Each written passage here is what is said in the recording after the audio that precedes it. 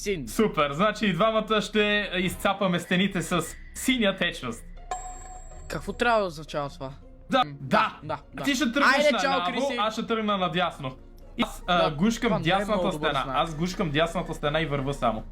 Трябва да означава гушкаш дясната Ами стена. така като си в лабиринт, винаги си избираш една стена и я гушкаш. Дясната аз избрах.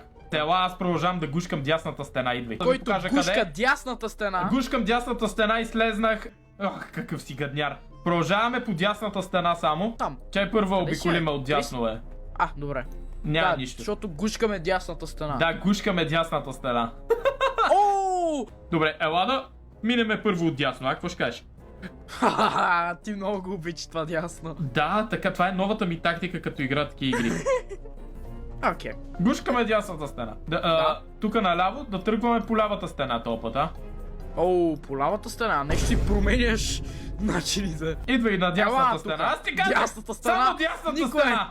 Никой няма ни провали дясната стена. Си е похапвал. Да, хапва стена. Не, да изберем лявата или дясната. Добре, ти коя избираш? Разбира се, че дясната. Гушкаме дясната стена all the way. Включва от ляво и от дясно, значи трябва и в двете посоки да поемем. Поемаме наляво, защото миналия път поех надясно и умрях. Да, обаче като поемаме наляво, държим дясната стена.